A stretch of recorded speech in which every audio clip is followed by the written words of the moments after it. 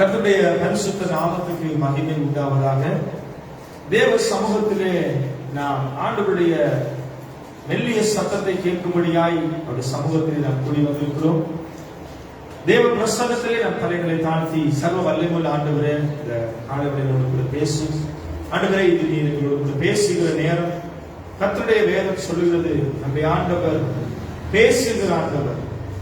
அவர் மனுஷர்கள் மத்தியிலே உலாவுகிற தேவன், துதிகளும் மத்தியிலே வாசம் பண்ண விரும்புகிற ஆண்டவர். இம்மட்டுமாய் அவரை நாங்கள் துதித்தோம், தொழுது கொண்டோம், அவருடைய நாமத்துக்கு மகிமையை செலுத்தினோம். இப்பொழுது அவருடைய சத்தத்தை கேட்கும்படியாய் அவருடைய பிரசன்னத்தில் அமர்ந்திருக்கிறோம். ஆண்டவரே, எங்களோடு பேசும், இடைபடும் நம்முடைய மெல்லிய சத்தத்தை கேட்டு அதிலே நாங்கள் இந்த நாளிலே தீர்மானங்களை எடுக்கவும், ஆண்டவருக்குள்ளே வசனத்திலே பலப்படவும் எங்களுக்கு உதவி செய்கிறார். உங்களுடைய சமூகத்திலே தாழ்த்துகிறோம். நாளிலே இந்த செய்தியை யூடியூப், பேஸ்புக் கூடாக, நேரலைகளுக்கூடாக கேட்கும்படியாக ஆயத்தப்பட்டு அமர்ந்திருக்கிற அவருடைய பிள்ளைகளின் குடும்பங்களை கர்த்தர் ஆசீர்வதிக்கிறார். வீடுகளுக்குள்ளே இந்த வார்த்தைகள் கடந்து போகட்டும், அவர்களை உயிர்ப்பிக்கட்டும், ஆசீர்வதிக்கட்டும், கேட்கிறவர்கள் பலனடையட்டும். உம்முடைய நாமம் மாத்திரம் வாங்கப்படுவதாக இயேசுவின் நல்ல நாமத்தினாலே ஜெபிக்கிறோம் எங்கள் நல்ல பிதாவே. ஆமென், ஆமென். நாம் கர்த்தருடைய வசனத்துக்குள்ளே நாம் கடந்து செல்வோம். நாளிலே நாம் தேவ சமூகத்தில் அமர்ந்திருந்து கர்த்தருடைய வார்த்தையை தியானிக்கிற பொழுது ஆண்டவரிடத்திலே நான் கேட்டேன், ஆண்டவரே, இந்த நாளிலே நம்முடைய சபைக்கு அல்லது நம்முடைய திருச்சபை மக்களுக்கு கொடுக்க வேண்டிய செய்தி என்ன என்று சொல்லி நான் ஆண்டவருடைய சமூகத்தில் அமர்ந்திருந்த பொழுது தேவன் எனக்கு கொடுத்த ஒரு தலைப்பு என்னவென்றால், நன்றி அறிதல் உள்ளவர்களாக நாங்கள் வாழ வேண்டும். தேவனுக்கு முன்பதாக நாம் நன்றி அறிதல் உள்ளவர்களாய், அதை சொல்லலாம், நன்றி உள்ளவர்களாய், நன்றி உள்ள இருதயம் உள்ளவர்களாய் நாம் வாழ வேண்டும். நன்றி அறிதல் உள்ள இருதயங்களை தேவன், நன்றி அறிதல் உள்ளவர்களை தேவன் நேசிக்கிறார். ஆண்டவர் அவர்கள் மேல் இரக்கத்தை, தயவை உண்டு பண்ணுகிறார். ஆண்டவருக்கு மிகவும் பிரியமான ஒரு காரியம் என்னவென்றால், நாம் அவருக்கு நன்றி செலுத்துவது. நன்றி என்றாலே, நன்றி செலுத்துவது அவருக்கு மிகவும் பிரியமானது. அதனாலே இந்த நாட்களிலே நாம் சொல்லலாம், ஆண்டவர் நமக்கு என்ன நன்மை செய்தார் என்று சொல்லலாம். உங்களை பார்த்து நான் கேட்கிறேன், அவர் நமக்கு என்ன நன்மை செய்யல, எந்த பகுதியில தேவன் நமக்கு நன்மை செய்யல உங்களுக்கு கேட்பேனா இருந்தால், நீங்களும் சொல்லுவோம், தேவன் நமக்கு நன்மை செய்தார் என்று சொல்லி. தேவன் நமக்கு செய்த நன்மைகள் எல்லாம் கொஞ்சம் அப்படியே நாம் திரும்பி பார்த்து நாம நன்றி செலுத்தும்படியாக இந்த காலை வேளையில ஒரு சமூகத்தில் நாம் கூடி வந்திருக்கிறோம். ஆகையினாலே எப்படிப்பட்ட நன்றியை தேவன் விரும்புகிறார், எப்படிப்பட்ட நன்றி தேவனுக்கு உகந்தது, எது தேவனுக்கு பிரியமானது என்று சொல்லி நாளில் நாம் தியானிக்கும்படியாய் நாம் கடந்து வருவோம். தேவன் நமக்கு செய்த நன்மைகள் என்னவென்று கேட்போமானால், முதலாவது நமக்கு அவர் கொடுத்த ஜீவன். நாம் இந்த நாளிலும் நாம நிற்பதும் நிர்மூலமாகாமல் இருப்பதும் தேவன் நமக்கு கொடுத்த மாபெரும் கிருபை, அது மாபெரும் ஈவு. எப்படி நான் தேவனுக்கு நன்றி செலுத்துகிறேன் சொல்லி நீங்க என்னிடத்தில் கேட்பீர்களானால், முதலாவது உங்களுக்கு நான் சொல்ல விரும்புகிறேன், தேவன் கொடுத்த ஈவுக்காக அவருக்கு நாம் நன்றி செலுத்த வேண்டும். அவருடைய இரக்கத்துக்காக, கிருபைக்காக நாம் அவருக்கு நன்றி செலுத்த வேண்டும். அவர் கொடுத்த உணவு, உடுப்புடவைகள், வேலைகள், சுகம், பாதுகாப்பு, கொடுத்த ரட்சிப்பு, பாவமன்னிப்பு நிச்சயம், பரலோக நிச்சயம், தேவனுடைய கிருபை, இரக்கம், தயவு, அவர் கொடுத்த கணவன், மனைவி, பிள்ளைகள், அவர் கொடுத்த எல்லா ஐஸ்வர்யத்துக்காக நாம் தேவனுக்கு நாம் நன்றி செலுத்த வேண்டும். இப்படி நாம் சொல்லிக்கொண்டே போகலாம். தேவன் நம்முடைய வாழ்க்கையில செய்த காரியங்கள் அது ஆயிரக்கணக்கானது, எண்ணிக்கணக்கானது, எண்ணி முடியாது என்று சொல்லி நாங்களும் அறிந்திருக்கிறோம். இப்படிப்பட்ட நன்மைகளை செய்த ஆண்டவர், இத்தனை நன்மைகளை பெற்ற நானும் நீங்களும் ஒரு சில வேளையில நன்றியற்றவர்களாய் அல்லது நன்றி அறியாதவர்களாய், தேவனுக்கு நன்றி செலுத்தாதவர்களாய் ஒருவேளை நாம அப்படியே நாம் கடந்து போய் விடுகிறோம். அப்படிப்பட்ட நிலைமையில நாம் தள்ளப்படுகிறோம். எனக்கு பிரியமான சகோதரனே, சகோதரியே, தேவனுக்கு எதற்காக நீங்கள் நன்றி செலுத்த வேண்டும்? எத்தனை காரியங்கள், ஒருவேளை வைத்தியர்களால இது முடியாது, வைத்தியர்களால செய்யக்கூடாதுன்னு சொல்லி வைத்தியர்களால் கைவிடப்பட்ட ஏதோ ஒரு வியாதியில இருந்து தேவன் உங்களுக்கு சுகம் கொடுத்திருப்பார். அல்லது ஒரு வேலையில இருந்து எங்களுக்கு கிடைக்கவே இல்லையே, இந்த வேலை எப்படி எனக்கு கிடைக்கும் என்று சொல்லி தேவன் எதிர்பார்த்திருந்த அந்த வேலையை எத்தனை பேர் அதற்கு போட்டியாக இருந்தது, எத்தனை பேர் அதற்கு விரோதமாக செயல்பட்டார்கள்.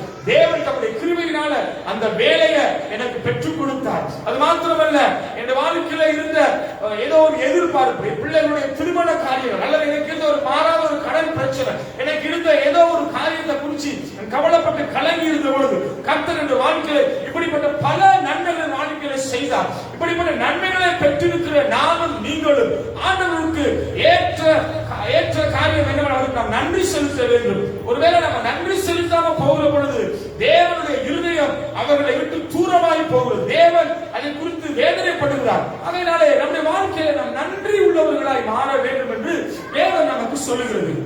அதனாலே இந்த நாட்களிலே ஆண்டவர் விரும்புகிறதும் அதுதான். அவர் துதிகள், நன்றி துதி பலிகள் மத்தியில ஒரு வாசம் பண்ண விரும்புகிற தேவன். எங்கெல்லாம் நீங்க நன்றி செலுத்துறீங்களோ கர்த்தருக்கு, உங்க வீடுகள்ல, ஒரு தனிப்பட்ட ஜெபத்துல, ஒரு குடும்ப ஜெபத்துல, சபை ஆராதனையில ஆண்டவர் செய்த நன்மைகளெல்லாம் எண்ணி பார்த்து அப்படியே கரங்களை உயர்த்தி உங்களை மறந்து ஆண்டவருக்கு நன்றி செலுத்துகிற ஒரு இருதயம் உள்ள ஒரு குடும்பத்துக்கு அல்லது ஒரு தனிப்பட்ட மனுஷனுக்கு, ஒரு மனுஷிக்கோ தேவன் அவர்கள் மேல பிரியமா இருக்காருன்னு சொல்லி வேதம் நமக்கு சொல்லுகிறது. அதனாலே எனக்கு பிரியமான சகோதர சகோதரிகளே, இந்த நாட்களிலே இந்த நன்றி உள்ள இருதயம் உள்ளவருடைய வாழ்க்கையிலே தேவன் அவர்களுக்கு கொடுக்கிற ஆசீர்வாதம் என்ன? அது மாத்திரமல்ல, நன்றி உள்ளவர்கள் நாம் வாழுகிற பொழுது நமக்கு என்ன கிடைக்கும் என்பதை குறித்து நாம் சில காரியங்களை தியானித்து நாம் ஜெபிக்க போகிறோம். உங்களுக்கு நான் சொல்ல விரும்புகிறேன், ஒரு கடந்த காலங்களிலே ஒரு விஞ்ஞானிகளுடைய ஒரு ஆராய்ச்சி, ஒரு கண்டுபிடிப்புல அவர்கள் சொன்ன அறிக்கை என்னவென்றால், நன்றியாய் வாழுகிற ஒருவருக்கு அல்லது நன்றி உள்ளவர்களுக்கு சரீரத்தில் நோய் எதிர்ப்பு சக்தி இருக்குமா? நன்றி உள்ள ஒரு மனுஷனுக்கு, நன்றி உள்ள குணாதிசயம் உள்ள ஒருத்தருக்கு என்ன செய்யாத லேசர் என்ன வராதா? நோய் வராதா? இது விஞ்ஞான சான்றுகள் என்று சொல்லி நான் ஒரு புத்தகத்திலே வாசிக்க கேட்டேன். நன்றி உள்ளவருடைய சரீரத்தில் நோய் எதிர்ப்பு சக்தி இருக்குமா? நன்றி உள்ளவருடைய வாழ்க்கையில இருக்கிற உறவுகளோடு கூட நல்ல சந்தோஷமான மகிழ்ச்சியான உறவு ஏற்படுமா? நன்றியுள்ள இருதயம் உள்ளவர்கள் நிம்மதியா தூங்குவாங்களா? தூக்கத்துக்கு எந்த குறையும் இருக்காதா?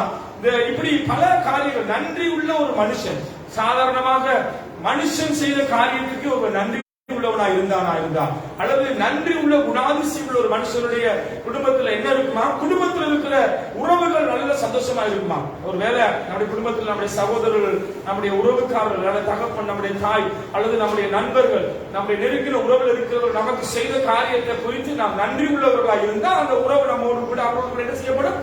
அது கட்டப்படும். நாங்க நன்றியற்றவர்களாக மாறுகிற பொழுது இந்த உறவு நமக்கு அங்கே உடைக்கப்படுகிறது. அவரோடு இருக்கிற சம்பந்தம் நாங்கள் உடைக்கப்படுகிறது. அதனாலே நாங்கள் விரோதிகளாய் அல்லது துரோகிகளாய் நாங்கள் மாறிவிடுகிறோம். அதனாலே தேவன் சொல்லுகிறார், நன்றி உள்ள இருதயம் உள்ளவர்களுடைய வாழ்க்கையில அவர்களுக்கு நல்ல மகிழ்ச்சி இருக்குமா? மகிழ்ச்சி இருந்தாலே என்ன இருக்காது? வியாதி இருக்காது. அதனால நன்றி உள்ள ஒரு வாழ்க்கை ஒரு மனுஷனுடைய வாழ்க்கையில வியாதி அல்லது மிகுந்த சந்தோஷம், உறவுகளுக்குள்ள இருக்க நல்ல உறவு, நல்ல நிம்மதியான தூக்கம் அவர்களிடத்திலே காணப்படும். அதனால இந்த விஞ்ஞானிகள் இன்றைக்கு இப்படி அந்த அறிக்கையை விட்டிருக்கிறார்கள். நான் வாசித்து நான் அறிந்து கொண்டேன். அதனாலே நன்றி உள்ள இருதயத்தை மனுஷர்கள் மாத்திரமல்ல தேவன் நம்மிடத்தில் எதிர்பார்க்கிறார். நானும் நீங்களும் சொல்லலாம், என்ன பாஸ்டர், நாங்க இந்த நாள் ஆண்டவருக்கு நன்றி செலுத்துகிறோம். காலையில் எழுந்தா ஆண்டவரே உமக்கு நன்றி என்று சொல்லுகிறோம், மாலையில நன்றி செலுத்துகிறோம், சபையில வந்து நன்றி செலுத்துகிறோம், நன்றி பாடல்கள் எல்லாம் பாடுகிறோம், ஆண்டவர் சபையில துதிக்கிறோம். இப்படிப்பட்ட பல காரியங்களை நாங்க செய்கிறோம். நாங்க எப்பொழுதுமே தேவனுக்கு நன்றி உள்ளவர்களை நாங்க வாழுகிறோம். எந்த நேரமும் நாம அவருக்கு நன்றி செலுத்திக்கிட்டு தான் இருக்கிறோம்னு சொல்லி ஒருவேளை நீங்க சொல்லலாம். ஆனால் நாங்கள் செலுத்துகிற நன்றி அர்த்தம் தெரியாமல் அல்லது வாயினாலே வெறும் வார்த்தையாக அல்லது நாங்க பேசுகிற நாங்க பாடுகிற பாடல்கள் ஒரு வெறும் வாயின் வார்த்தைகளாக அது காணப்படாதபடிக்கு வாயாலே நன்றி செலுத்ததை விட நாம் ஆண்டவர் எதிர்பார்க்கிறது நம் வாழ்க்கையில அவருக்கு நன்றி செலுத்த வேண்டும். சாதாரணமா எல்லாருமே நன்றி செலுத்தும். வாயினால என்ன செய்யறோம்? நாங்க நன்றி செலுத்திக்கிட்டே தான் இருக்கிறோம். காலையில எழுப்பும்போது என்ன சொல்லி எழுதுவீங்க? ஆண்டவரே உங்களுக்கு நன்றி, அவ்வளவுதான் இல்லையா? ரைட். அப்ப எல்லாம் எந்த நேரமும் நம்ம நன்றி செலுத்துறோம். சபைக்கு வந்தா நல்ல நன்றி பாடல்கள், இப்பெல்லாம் நல்ல அழகான பாடல்களை நம்ம பாடணும் இல்லையா? நன்றி பலி பீடம் கட்டவும், நல்ல தேவன் நன்மை செய்தார்னு சொல்லி பாடணும். மறவாமல் நினைத்தீரையா மனதார நன்றி சொல்லுறோம். நன்றி பாடல்களை நம்ம பாடணும். இதெல்லாம் எப்படி பாடணும்னா மாமிசத்துல வாயில் வார்த்தைகளால நம்ம பாடணும். ஆனா ஆண்டவர் சொல்றாரு, நானும் நீங்களும் தேவனுக்கு நன்றி உள்ளவர்களை மாற வேண்டும், வெறும் வாயின் வார்த்தைகளால அல்ல சொல்றாரு. வாழ்க்கையிலே நம்முடைய செயல்களில தேவனுக்கு நன்றி செலுத்த வேண்டும் என்று சொல்றாரு. எப்படி? வாழ்க்கையில நம்முடைய கிரியைகளில், வார்த்தையினால் அல்ல, நம்முடைய வாழ்க்கை, நம்முடைய கிரியைகள், நம்முடைய செயல்களில் தேவனுக்கு நன்றியை செலுத்தலாம். எப்படி நம்ம செயல்ல நன்றி செலுத்துறது? தேவன் நம்ம கண் பார்க்கிற அளவுக்கு நம்ம முன்னுக்கு நிற்கிறாரா, அவருக்கு நம்ம நன்றி செலுத்துவதற்கு. ஆனா வேதம் நமக்கு சொல்லுகிறது, வாழ்க்கையில நம்முடைய வாழ்க்கையிலும் வாழ்க்கையினாலும் நம்முடைய செயல்களினாலும் நாம் தேவனுக்கு என்ன செய்ய வேண்டும்? நன்றி செலுத்த வேண்டும். வெறும் வாயின் வார்த்தைகளான அல்ல, உணர்ச்சி பூர்வமான ஒரு நன்றி கிடையாது, அல்லது நம்ம சும்மா ஒரு அர்த்தமில்லாத அல்லது அதற்குரிய அர்த்தம் தெரியாத சில நன்றிகளை நாம் செலுத்திட்டு உட்கார்ந்து இருக்கிறோம். பாடல்களை பாடுவோம், நல்ல அர்த்தமான பாடல்கள் எல்லாம் பாடுவோம். ஆனா என்ன செய்வோம்? அதற்கு அர்த்தம் தெரியாம அல்லது அதை நம்ம உள்ளத்துல எடுத்து ஆழத்தில் இருந்து நம்ம அதை பாடுவதில்லை. அதனால எப்படி தேவனுக்கு நம்முடைய செயல்களில அல்லது நம்முடைய வாழ்க்கையில தேவனுக்கு நன்றி செலுத்த வேண்டும் என்பது குறித்து ஒரு 4 காரியத்தை நான் உங்களோடு கூட பேசும்படியாக விரும்புகிறேன். முதலாவது நாம் பார்க்கிறோம். முதலாவது, நீங்க எப்படி நாம சேர்ந்து ஆண்டவருக்கு நன்றி செலுத்துறது சொல்லி நீங்க கேட்பீங்களா இருந்தா, நீங்க உடனே என்ன செய்யுங்க? எப்படி அப்படிதான் செய்வதை சொல்லி தலையெல்லாம் சொரிஞ்சு யோசிக்க வேண்டிய அவசியமே இல்லை.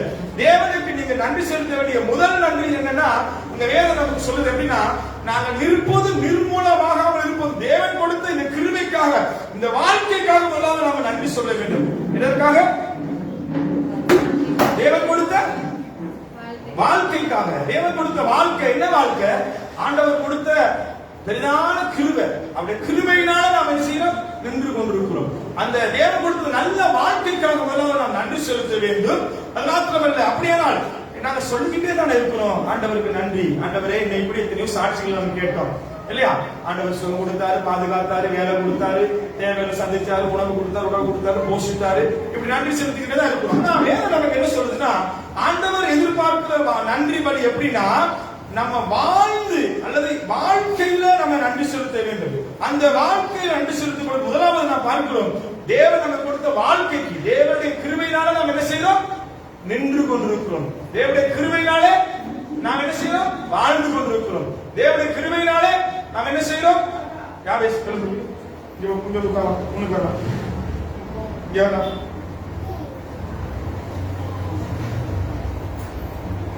நான் பேசும்பொழுது அமைதியா செய்தியை கேட்கணும். ஆண்டவருடைய கிருபை இல்லாவிட்டால் நாம் இந்த நிமிஷம் நம்ம வந்திருக்க கூடாது. அதனாலே முதலாவது, நாம் நிற்பதும் நிர்மூலமாகாமல் இருப்பதற்காகவும் தேவன் நமக்கு கொடுத்த இந்த வாழ்க்கைக்காக நாம் நன்றி செலுத்த வேண்டும். எப்படி நன்றி சொல்லுவது? பார்க்கிறோம், இந்த வாழ்க்கை தேவனுக்கு, தேவன் கொடுத்த வாழ்க்கையை நாம் தேவனுக்கு பிரியமா வாழுகிற பொழுது தேவன் அதில் பிரியப்படுகிறார். ஆகையினாலே இந்த வாழ்க்கை தேவனுக்கு பிரியமாய் வாழும் போதுதான் நீங்கள் ஆண்டவருக்கு செலுத்துகிற நன்றியும் துதியும் கனமுமா இருக்கிறது. அல்லேலூயா. நீங்க வெறும் வாயினால ஆண்டவரே எனக்கு கொடுத்த கணவனுக்காய், மனைவிக்காய், பிள்ளைகளுக்காய், சுகத்துக்காய், பலத்துக்காய், வீட்டுக்காய், காணிக்காய், பூமிக்காய் எல்லாத்துக்கும் நீங்க வார்த்தையில நன்றி செலுத்தாம நீங்க என்ன சொல்றேன்னா, உங்களுக்கு இந்த வாழ்க்கையை தேவனுக்கு பிரியமாக வாழும் போது, அது செயலில் நாம காண்பிக்கும் பொழுது, தேவனுக்கு பிரியமாக வாழ்ந்து காட்டும் பொழுது தேவன் என்ன செய்யறாரு? பிரியப்படுகிறார். அதனாலே சில வேளை நாம என்ன செய்யறோம்? சும்மா பெயர் கிறிஸ்தவர்களாக இன்னைக்கு சபைக்கு நினைச்சா வாருது, நினைச்சா நிக்கிறது, சபையை குறித்து ஒரு அக்கறை இல்ல, தேவனை குறித்து ஒரு பயம் இல்ல. அதனாலே நம்ம ஒரு பேர் கிறிஸ்தவர்களா ரட்சிப்பு ஒரு போர்வையை போத்திக்கிட்டு எப்ப வேணாலும் என்ன செய்ய ரட்சிப்பு அந்த போர்வையை கலட்டி வச்சிடலாம். அப்ப இப்ப நாம ஒரு உணர்வற்றவர்களாய் அல்லது ஒரு வைராக்கியம் இல்லாதவர்களாய் பாருங்க, சில வேளையில நம்ம பெயர் கிறிஸ்தவர்களாக வாழுகிறதெல்லாம் நம்ம அறிந்திருக்கிறேன். அதனாலே இப்படிப்பட்ட மனுஷர்களை குறித்து தேவன் சொல்லுகிறார், அவருடைய வாழ்க்கையில நன்றி அறியதல் இல்லாதவர்களாய். பாருங்க, உங்களுக்கு தெரியும், ஒரு விஞ்ஞானி இருந்தாரு, கொலம்பஸ் என்ற ஒரு விஞ்ஞானி இருந்தாரு. அவர் அநேக நாடுகளுக்கு கடல் பிரயாணப்பட்டு போகிற பொழுது, ஒரு நாள் அவர் கப்பல்ல பிரயாணப்பட்டு போகிற பொழுது அவர் ஒரு வார்த்தையை சொன்னார். நடுக்கடல்ல அவர் 4 பக்கம் திருப்பி பார்க்கிறார். எல்லா பக்கம் என்ன இருந்துச்சு? வெறும் தண்ணி தான் இருந்துச்சு. வடக்கு பக்கம், கிழக்கு பக்கம், தெற்கு பக்கம், மேற்கு பக்கம் எல்லா பக்கத்தையும் பார்த்தா ஒண்ணுமே கிடையாது. வெறும் என்ன இருக்கு? சமுத்திரம், பெரிய சமுத்திரம், தண்ணி மாத்திரம் தான் இருக்கு. இத பார்த்து அவர் சொன்னாரா, எங்கு பார்த்தாலும் தண்ணீர் தான் இருக்குது, ஆனா குடிக்கத்தான் தண்ணி இல்லைன்னு சொன்னார். புரிஞ்சுச்சா? சொல்றாரு, எங்க பார்த்தாலும் என்ன இருக்குது? தண்ணி இருக்குது, என்னத்துக்கு தண்ணி இல்ல?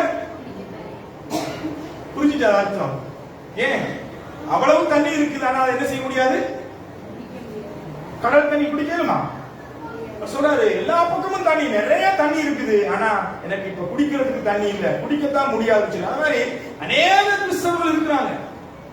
எங்க பார்த்தாலும் என்ன மூளைக்கு முடுக்கு என்னது சர்ச்சு, பார்த்தா என்ன எல்லாம் பாஸ்டர்ஸ், எங்க பார்த்தாலும் ஜனங்கள் விடுதலை ஆயிருக்கா, ரட்சிக்கப்பட்டிருக்காங்க, கேட்டா நாங்க சபைக்கு போற 20 வருஷம் 30 வருஷம் சொல்றாங்க.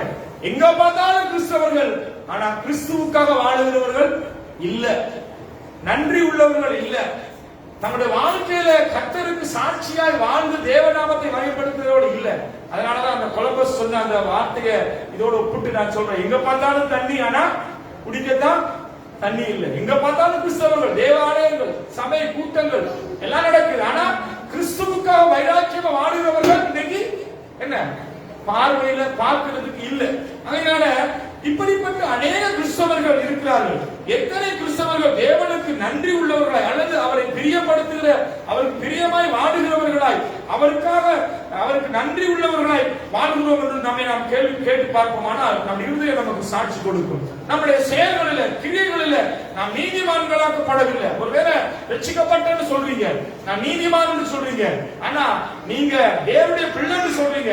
அவர் என்ன அழைச்சாரு, உங்குரிச்சாரு, பேர் சொல்லி அழைச்சாரு, வலது பாசத்தை உட்கார பண்ணி இருக்கிறாரு, அப்பா பிதாவிற்கு கூட புத்திர சுவிகாரத்தை கொடுத்திருக்காரு. உடைய பார்வையில நீதிமான் சொல்றீங்க. நானும் நீங்களும் சொல்லிக் கொண்டிருக்கிற இந்த நீதி, இந்த கிருபை, இந்த இரக்கம், இது எல்லாமே பாருங்க, அது வந்து நம்முடைய கிரியைகளினாலே அது நாம நீதிமானாக்கப்படவில்லை. நம்முடைய பலத்தினால, நம்முடைய தயவுனால நம்மள நீதிமானாக்கப்படல. இந்த நீதி வந்து என்னன்னா தேவனுடைய கல்வாரியில அவர் செய்த கிரியைகளினால நமக்கு நீதிமானாக்கப்பட்டிருக்கிறோம். பாவத்துல, சாபத்துல, அக்கிரமத்துல இருந்த நம்மை தேவன் தம்முடைய கிருபையினால, நம்மே வைத்த அன்பினால, பிதாவாகிய தேவன் தம்முடைய குமாரனை கிறிஸ்து நமக்காக பூமிக்கு கொடுத்தபடினால, கல்வாரியில் அவர் மரித்தபடினால, அவருடைய ரத்தத்தினால நம்ம விலை மதிக்கப்பட்ட ரத்தத்தினால நம்ம கழுவி மீட்டு எடுத்து சுத்திகரித்து பரிசுத்தப்படுத்தி நம்மளை என்ன செஞ்சிருக்காரு, நீதிமானாய் மாற்றி இருக்கிறார். இன்னைக்கு நம்மளை பார்த்து நீதிமான் நம்ம சொல்லுவோமா இருந்தா அது நம்மளுக்கு இருந்த நீதியினாலே அது கிடைச்சிருக்கு. அது பேர் நம்முடைய நீதிதான் என்ன, நம்மளுடைய நீதியே இல்ல. ஆனா தேவன் என்ன செஞ்சாருன்னா தம்முடைய கிருபையினால நீதியா இல்லாத நம்மளை என்ன செஞ்சாராம், நீதிமானாய் மாற்றினார். இந்த நீதிமானா மாத்திரவல்ல, அவரிடத்துல நீதிமானுக்குள்ள சில கனிகளையும் அவர் எதிர்பார்க்கிறார். நம்ம மாத்திட்டார் இல்லையா, நீதிமானா மாத்திட்டாரு. ஆனா நீதிமானத்துல இருக்கிற கனிகள் என்ன? வேற நமக்கு சில கலாச்சாரத்துக்கு நாங்க வாசிக்கல, அன்பு, சமாதானம், நீடிய பொறுமை, சாந்தம், தயவு, நிச்சய அடக்கம், இப்படி பல கனிகள் ஆண்டு வச்சிருக்காரு. நம்ம நீதிமான் சொல்றோம், நீதிமானுக்குரிய கனிகள் நம்ம இடத்துல காணப்படுகிறதா?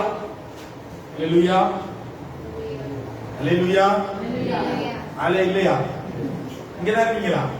பாருங்க, நம்ம சொல்றோம், நான் ரட்சிக்கப்பட்டிருக்கேன், 10 வருஷம் 15 வருஷம் ரட்சிக்கப்பட்டிருக்கேன், இது என்னுடைய தாய் சொல்ல. சபையெல்லாம் குறிச்சு வைராக்கியம் பாராட்டுவோம். நான் அங்கதான் ஞானஸ்தானம் எடுத்தேன், அந்த நம்ம போதகரை குறிச்சு, நம்ம சபை தலைவர் போதகரை குறிச்சு பெருமையா பேசுவோம். நீதிமான்களா நம்ம பேசுவோம், நீதிமான்கள் நடக்கிறோம்னு சொல்லுவோம். ஆனா அந்த நீதிமானுடைய சுபாவங்கள், நீதிமானுடைய கனிகளை நம்ம இடத்துல காண முடியுதா? ஆண்டவர் எதிர்பார்க்கிற அன்பு, சமாதானம், நீடிய பொறுமை, சாந்தம், தயவு, நிச்சயடக்கம், நற்குணம், இந்த மாதிரியான இந்த 9 கனிகள் நமக்குள்ளே வெளிப்படுகிறதா? ஆண்டவர் எதிர்பார்க்கிறது எல்லாமே நம்முடைய வாழ்க்கையில நாங்க நன்றி உள்ளவர்களாய் வாழ்ந்து காட்ட வேண்டும். வாயினால அல்ல, வாயினால நம்ம நன்றி சொல்றது லேசா போயிடும் இல்லையா? ஆனா சொல்றா வாயினால நம்ம சொல்றதல்ல, வாழ்ந்து காட்டுறது கர்த்தருக்கு நன்றி உள்ளவர்களாய். பாருங்க, நீங்க ஒருத்தருக்கு ஒரு பெரிய ஆபத்தான இக்கட்டான சூழ்நிலையில் ஒருத்தருக்கு உதவி செய்வீங்க.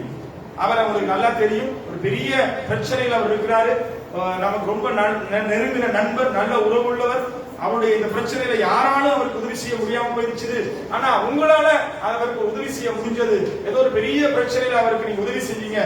உடனே அவர் என்ன செய்யறாரு, அந்த நீங்க செய்த எல்லா நன்மைய எண்ணி பார்த்து உங்களை பார்த்து சொல்றாரு, ஐயோ பிரதர், ஐயோ சிஸ்டர், கடவுள் மாதிரி வந்து எனக்கு செஞ்சீங்க, நான் வாழ்க்கையில உங்களை என்ன செய்ய மாட்டேன், மறக்க மாட்டேன், நான் உங்களுக்கு நன்றி செலுத்துறேன்னு சொல்லி அந்த நிமிஷத்துல அவர் என்ன செய்வாரு, நன்றி செலுத்திட்டு போயிடுவாரு. நாங்களும் என்ன செய்வோம், பரவாயில்ல மனுஷன் நன்றி உள்ளவனா இருக்கலாம் நினைச்சிட்டு நாங்களும் போயிடுவோம். ஆனா உங்களிடத்துல நன்மையை பெற்ற இந்த மனுஷன் உங்களுக்கு விரோதமாக செயல்படும் பொழுது, வேலை செய்யற இடத்துல அல்லது நீங்க இருக்கிற இடத்துல, அடுத்த வீட்டுல, குடும்பத்துக்குள்ள நீங்க நன்மை செய்வீங்க. உங்களுக்கு நன்மையை பெற்றுக் கொண்ட ஒரு மனுஷன் உங்களுக்கு விரோதமாய் அவன் செயல்படும் பொழுது, அல்லது ஏதோ ஒரு காரியத்தை உங்களுக்கு விரோதமாய் பேசும் பொழுது, உங்களுக்கு விரோதமாய் அவன் சூழ்ச்சிகளை செய்யும் பொழுது, உங்க இருதயம் எவ்வளவு வேதனைப்படும். இந்த ஆரம்பத்துல அவன் நன்றி சொன்னான் தானே. உடனே என்ன சொன்னார்? ஐயோ கடவுள் மாதிரி எனக்கு உதவி செஞ்சீங்க. இன்னைக்கு நானும் நீங்களும் ஆண்டவர் செய்த நன்மைக்கு ஆரம்பத்துல நன்றி சொன்னோம். எப்படி சொன்னோம்? ஆரம்பத்துல வியாதி இருந்துச்சு, கடன் பிரச்சனை இருந்துச்சு, கண்ணீர் இருந்துச்சு, எசப்பா நன்றி சாட்சியெல்லாம் சொன்னோம். இன்னைக்கு அப்படி சொன்னவங்க அநேகருக்கு இல்ல. சோடா போத்தல் மாதிரி கேஸ் போயிருச்சு.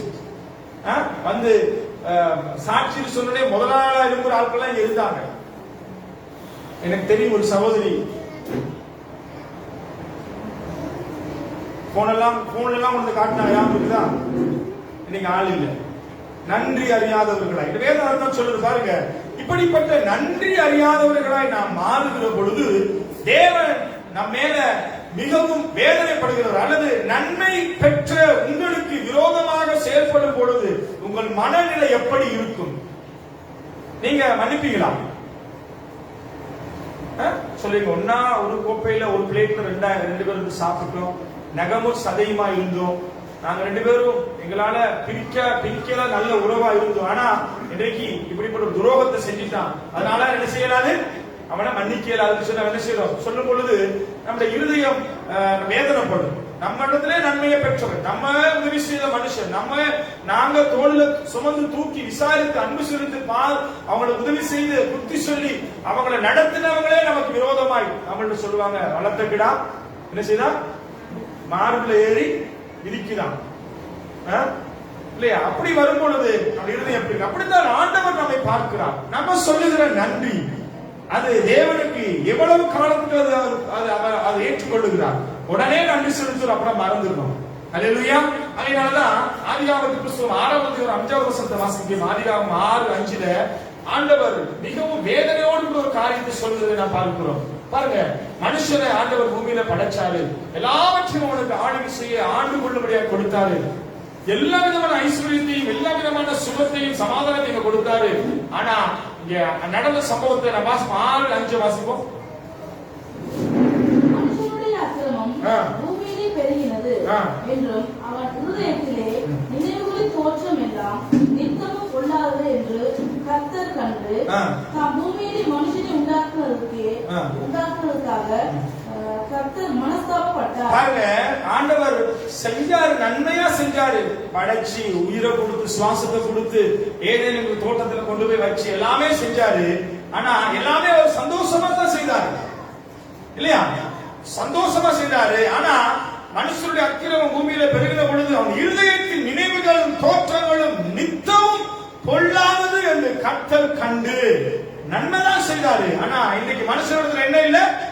தேவன் செய்த நன்மைக்கு நன்றி அறிதல் இல்ல. நன்றியற்றவர்களாய் அந்த நேரத்துக்கு மாத்திரம் சொல்றோம்.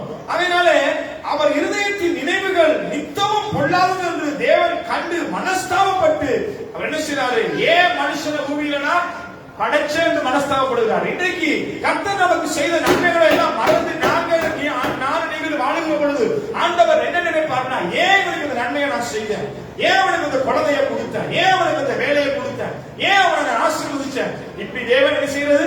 துக்கப்படுகிற தேவன் அல்ல, அவர் மனஸ்தாபப்படுகிறாரு. நானும் நீங்களும் தேவனிடத்தில் பெற்ற நன்மைகளுக்கு எப்பொழுதும் நன்றி உள்ளவர்களாய் மாற வேண்டும். அது வாயின் வார்த்தைகளினால் அல்ல, செயல்களினாலே நன்றி உள்ளவர்களாய் மாற வேண்டும் என்று சொல்லி ஆண்டவர் விரும்புகிறார். ஆகையினாலதான் சொல்றாரு, தாவீதை குறித்து சொல்றாரு, தாவீதை குறித்து தேவன் சாட்சி கொடுக்கிறார். 1 சாமுவேல் 13வது அதிகாரம் 14வது வசனத்தை வாசிக்கிற பொழுது தாவீதை பார்த்து சொல்றாரு, என் இருதயத்துக்கு ஏற்ற மனுஷன் என்று சொல்லி தாவீதை குறித்து ஆண்டவர் அந்த சாட்சி கொடுக்கிறதை நாம் பார்க்கிறோம். ஏன்னா தாவீது அப்படியாய் தேவனுக்கு பயந்து வாழ்ந்தான், நன்றி உள்ளவனாய் இருந்தான்.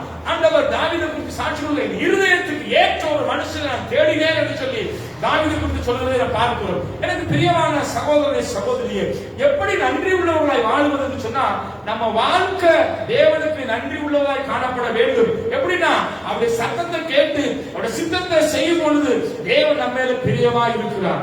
நன்றி உள்ளவர்களாய் வாயின் வார்த்தைகளாய் ஞாயிற்றுக்கிழமை ஒரு நாள் வந்து 2 பேர் உட்கார்ந்து இருந்துட்டு அல்லேலூயா சோத்திரம் சோத்திரம் என்று சொல்லிட்டு அப்படியே நீங்க போய் அப்புறமா பழைய குருடி கதவை திறந்தாங்க மாதிரி பழைய வாழ்க்கை, பழைய நினைவுகள், பழைய வாழ்க்கை இல்லாதபடிக்கு நம்ம ஒவ்வொரு நாளும் ஒவ்வொரு நிமிஷமும் கர்த்தருக்கு நம்முடைய செயல்களில் உள்ளத்தின் ஆழத்திலிருந்து கிரியைகளில் நடைமுறைகளில் நாம் தேவனுக்கு நன்றி உள்ளவர்களாய் நாம் மாற வேண்டும் என்று சொல்லி ஆண்டவர் விரும்புகிறார். ஆகையினாலே நாங்க தேவனுக்கு நன்றி உள்ளவர்களாய் வாழ வேண்டுமா இருந்தா அவருக்கு செய்ய வேண்டிய ஒரே ஒரு காரியம் அவருடைய சத்தத்தை கேட்டு அவருடைய சித்தத்தை செய்தாலே தேவனை செய்வார், நம்ம மேல பிரியமா இருப்பார். அதுவே அவருக்கு போதுமானதா இருக்கிறது. ஆனா நாங்க என்ன செய்யறோம்? தேவ சத்தத்தை கேட்கிறோம். ஆனா அந்த சத்தத்தின்படி நம்ம நடக்கிறோமா? தேவனுக்கு பயப்படுகிறோமா? எல்லா நேரத்திலும் தேவனை நோக்கி பார்க்கிறோமா? ஆகையினால அநேக கிறிஸ்தவர்கள் இருக்கிறாங்க, எங்கெல்லாம் எங்க பார்த்தாலும் கிறிஸ்தவர். ஆனா கிறிஸ்துவுக்காக வாழுகிற கிறிஸ்தவர்கள் இருக்கிறாங்க பார்த்த மாதிரி இருந்தா ரொம்ப அது அரிதாய் காணப்படுகிறது. ஆகையினாலே நானும் நீங்களும் நன்றி உள்ள ஒரு வாழ்க்கை வாழுகிறதுனா எப்படின்னா அவருடைய சத்தத்தை கேட்டு அவருடைய சித்தத்தை செய்கிற பொழுது தேவன் அதுல பிரியமாக இருக்கிறார். இரண்டாவதாக நாம் உங்களிடத்திலே நாம் கொண்டு வருகிற காரியம், தேவன் நம்முடைய பாவங்களை எல்லாம் மன்னித்தபடினாலே நாம் அவருக்கு நன்றி செலுத்த வேண்டும். அல்லேலூயா, அல்லேலூயா. முதலாவது என்ன? தேவன் கொடுத்தது தயவுக்காக, அந்த ஈவுக்காக, அந்த கிருபைக்காக, அந்த வாழ்க்கைக்காக நாம் முதலாவது செய்ய வேண்டும், தேவனுக்கு நன்றி செலுத்த வேண்டும். இரண்டாவது என்ன சொல்ல வரேன்னா, தேவன் நம்முடைய பாவங்கள் எல்லாம் மன்னித்தார், அது ஆனபடினால நாம் அவருக்கு நன்றி செலுத்த வேண்டும். நாங்க எப்பயாவது நீங்க ஜெபிக்கிற பொழுது நீங்க ஆண்டவரே என் பாவத்தை மன்னிச்சீங்க, என் அக்கிரமம் எல்லாம் மன்னிச்சீங்க, என் மீறுதல் எல்லாம் மன்னிச்சீங்க, அதற்காக நன்றி என்று நம்ம எப்பயுமே சொல்வது அறிவு குறைவு. நம்ம எதுக்கு நன்றி சொல்லிக்கிட்டே இருப்போம்? வேலை கொடுத்தீங்க, சுகம் கொடுத்தீங்க, வீடு கொடுத்தீங்க, வேற என்ன படிப்பு கொடுத்தீங்க, பணம் கொடுத்தீங்க, பாதுகாத்தீங்க. எப்பயாவது நம்ம ஆண்டவரே என் பாவத்தை மன்னிச்சீங்களே, ஆண்டவரே என்னை பரிசுத்தமா மாத்துனீங்களே, என் பாவத்துக்காக நீங்க கல்வாரியில அடிக்கப்பட்டீங்களே, உங்களுடைய அன்பு எவ்வளவு பெரியது, அந்த கல்வாரி அன்புக்காக உங்களுக்கு நன்றி செலுத்துன்னு சொல்லி நாங்க சொல்றது குறைவு. ஒருவேளை அப்படி சொல்லுகிறவர்களா இருந்தாலும் கூட நான் உங்களிடத்திலே சொல்ல வேண்டிய காரியம் என்னவென்றால், தேவன் நம்முடைய பாவத்தை மன்னித்தார்னு சொல்லி நானும் நீங்களும் எப்படி செயல்களிலே அவருக்கு நன்றியாய் வாழுவது, எப்படி நம்முடைய வாழ்க்கையில என் பாவத்தை மன்னிச்சாரு வாயினால சொல்றது மாத்திரமல்ல, அல்லது சபையில வந்து சொல்றது மாத்திரமல்ல, ஆனா நம்முடைய செயல்களில, நம்முடைய கிரியைகளில, நம்முடைய வாழ்க்கையில தேவன் நம்மை பாவத்தை மன்னித்திருக்கிறார் சொல்லி எப்படி நாம் தேவனுக்கு உண்மையா அப்படிப்பட்ட ஒரு நன்றி உள்ள ஒரு வாழ்க்கை, என் பாவத்தை மன்னிச்சாருன்னு சொல்லி வாயிலால நான் இப்ப சொன்ன மாதிரி சொல்றது அல்ல. ஆண்டவர் எதிர்பார்க்கிற காரியம், நான் உன் பாவத்தை மன்னிச்சேனே, நக்கமெல்லாம் மன்னிச்சேனே, உன் மீறுதலெல்லாம் மன்னித்தேனே, உன் பாவத்தை எல்லாம் நான் மறந்தேனே சொல்லி சொன்ன தேவன் என்ன சொல்றாருன்னா, நீ சொல்லுகிற வார்த்தையினால நான் அதை ஏற்றுக்கொள்றதுக்கு ஆயத்தமா இல்ல, நான் உன் பாவத்தை மன்னிச்சேன், நீ என்னுடைய ரத்தத்தினால பாவ மன்னிப்பை பெற்றுக்கொண்ட நீ உன்னுடைய வாழ்க்கையில செயல்களில் அந்த நன்றியை காண்பிக்க வேண்டும். எப்படி செயல்ல பாவ மன்னிப்பு நன்றியை காண்பிக்கிறது? ஆண்டவர் நமக்காக அடிக்கப்பட்டார், நொறுக்கப்பட்டார், ரத்தத்தினால கழுவப்பட்டோம், சுத்திகரிக்கப்பட்டோம். வேதம் சொல்லுகிறது அவருடைய தழும்புகள் குணமானோம். இயேசு கிறிஸ்து ரத்தம் சகல பாவங்களை நீக்கி மன்னிக்காம சுத்திகரிக்கிறது. அதற்காக ஆண்டவரே நன்றி. இது தேவனுக்கு பிரியமானதா? இதுதான் நீங்க எந்த நாளும் சொல்றீங்க. ஆனா தேவன் எதிர்பார்க்கிறது அப்படி இல்ல. இந்த நன்றிய செயல்ல நம்ம காண்பிக்கணுமா? எப்படி செயல்ல காண்பிக்கிறது? எப்படி செயல்ல காண்பிக்க முடியும்? அதைத்தான் ஆண்டவர் நமக்கு சொல்றாரு. எப்படின்னா பாருங்க, சாபத்துல, பாவத்துல, அக்கிரமத்துல இருந்த என்ன என் மீறுதல் எல்லாவற்றை மன்னித்து என் நீதிமானாய் மாற்றியதற்காகவும் பாவ மன்னிப்பும் நீதியையும் கொடுத்ததற்காகவும் கொடுத்தவருக்கு பிரியமாக வாழ்வது எப்படி? அவர் தான் எல்லாத்தையும் கொடுத்தார். நீதிமானா மாத்தினாரு, பாவத்தை மன்னிச்சார், அக்கிரமத்தை மன்னிச்சாரு, மீறுதல் எல்லாம் மன்னிச்சார், நோய்கள் எல்லாம் குணமாக்கினாரு. என்ன செஞ்சார்? எல்லாத்தையும் செஞ்சவருக்கு நாங்க எப்படி பிரியமா அல்லது அவருக்கு எப்படி நன்றி உள்ளவர்களா நம்ம வாழணும். நான் திரும்ப உங்களுக்கு சொல்றேன், நமக்காக சிலுவையில் அடிக்கப்பட்டார், நொறுக்கப்பட்டார், ரத்தம் சிந்தி நம்மளை மீட்டுக் கொண்டார், விலை கிரயம் கொடுத்து நம்ம வாங்கினார் இல்லையா? இவரின் அதிகாரத்தில் ஆச்சரியமான அந்த காலத்துல ஆச்சரியம் ஒளிக்கு நம்மளை கொண்டு வந்தார். இப்படி எல்லாம் கொண்டு வந்தவருக்கு நாங்க செய்கிற நன்றி கடன் என்ன? நாங்க என்ன செய்யறோம்? சில வேளையில நான் சொல்றேன், நம்ம எப்பவுமே ஆண்டவருக்கு நன்றி செலுத்தும் பொழுது கர்த்தர் நமக்காக அடிக்கப்பட்டார், நொறுக்கப்பட்டார் என்று சொல்ல நான் நினைக்கிறதே இல்லை. எதுக்காக நன்றி செலுத்துவோம்னா, திரும்பவும் சொல்றேன், வேலைக்கு, வீட்டுக்கு, பிள்ளைகளுக்கு, கணவனுக்கு, மனைவிக்கு இல்லையா, கொடுத்த சுகத்துக்கு, பலத்துக்கு, ஐஸ்வர்யத்துக்கு இல்லையா, பாதுகாப்பு, இதுக்கு தான் நம்ம நன்றி செலுத்துவோம். ஆனா தேவன் எதிர்பார்க்கிற நன்றி அந்த நன்றியை நாம் எப்படி செலுத்தினா அவருக்கு அது பிரியமா இருக்கும் சொன்னா சொன்னார், உங்கள் பாவங்களை மன்னித்தது போல மற்றவர்களின் பாவங்களையும் நீங்க என்ன செய்யணுமா?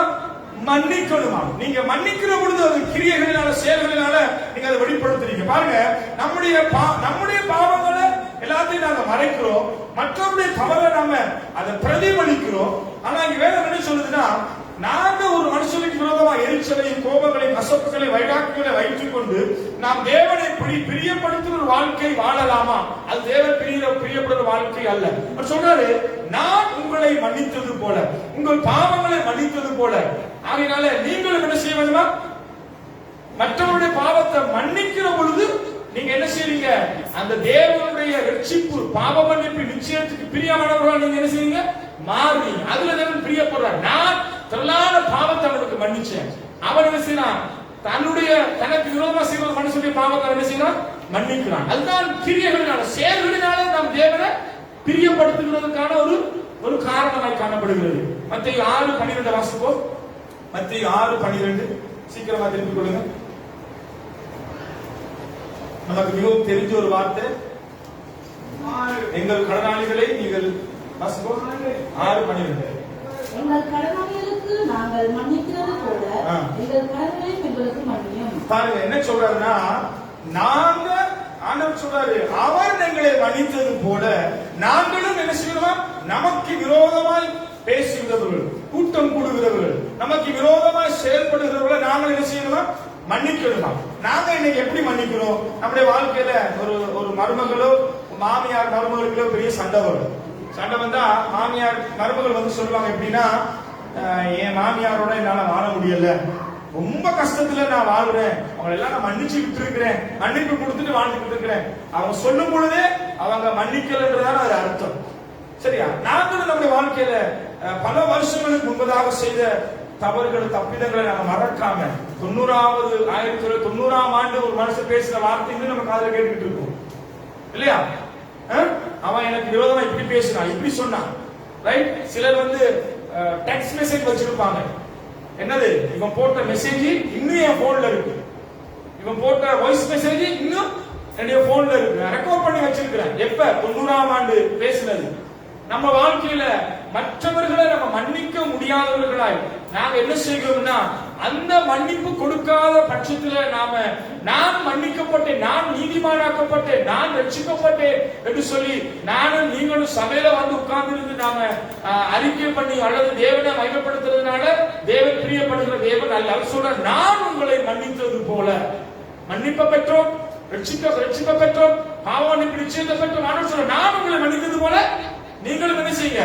மன்னிக்க வேண்டும். அங்க எல்லாரும் லூக்கா 18ஆம் அதிகாரம் 23 தொடங்கி 35 வசனங்கள்ல இயேசு கிறிஸ்து உவமையை சொல்றாரு. ஒரு இடத்துல கடன் பெற்றவனை குறிச்சு அங்க பேசுறாரு. அந்த சம்பவத்தை நான் வாசிக்கிற பொழுது நாங்க திருப்பிக் கொள்ள மத்தேயு நிறுவம் லூக்கா 18ஆம் அதிகாரம் மத்தேயு 18ஆம் அதிகாரம் 26 நீங்க 23 தொடக்கம் 35 வசனங்களை வீடியோல வாசிச்சு பாருங்க. அதை உங்களுக்கு நான் சுருக்கமா சொல்றேன் பாருங்க. 18ஆம் அதிகாரம் 26 சொல்லு. அப்பொழுது அந்த ஊழியக்காரன் 23ல இருந்து சொல்லு வாசிக்கிற பொழுது 24 சொல்லு. அவன் கணக்கு பார்க்கும்படி தொடங்கின போது 16,000 தாளந்தை கடன் வாங்கின ஒருவரும் அவனுக்கு முன்பதாக கொண்டு வந்தார்கள். கடனை தீர்க்க அவனுக்கு நிர்வாகம் இல்லாதபடியால் அவனுடைய ஆண்டவன் அவனையும் அவன் பெண் ஜாதியையும் பிள்ளைகளையும் அவனுக்குண்டான எல்லாவற்றையும் விற்று கடனை தீர்க்கும்படி கட்டளையிட்டான். அப்பொழுது அந்த ஊழியக்காரன் தாழ விழுந்து வணங்கி, ஆண்டவனே, என்னிடத்திலே பொறுமையாயிரும், எல்லாவற்றையும் உனக்கு கொடுத்து தீர்க்கிறேன் என்றான். அந்த ஊழியக்காரனுக்கு அந்த ஆண்டவர் மனதிறங்கி அவனை விடுதலை பண்ணி கடனையும் அவனையும் மன்னித்து விட்டான். அப்படியே அந்த ஊழியக்காரன் புறப்பட்டு போகையிலே தன்னிடத்திலே 100 வெள்ளிப்பணத்தை கடனாக பெற்றிருந்தவனாகிய தன் உடன் வேலைக்காரன் ஒருவனை கண்டு அவனை பிடித்து தொண்டையை நெரித்து, நீ பட்ட கடனை எனக்கு தீர்க்க வேண்டும் என்று வேண்டிக் கொண்டான். இந்த வசனங்கள் என்ன சொல்லுதுன்னா, ஒரு இடத்துல ஒரு எஜமான இடத்துல போய் ஒருவன் வந்து 16,000 அந்த சொல்லுது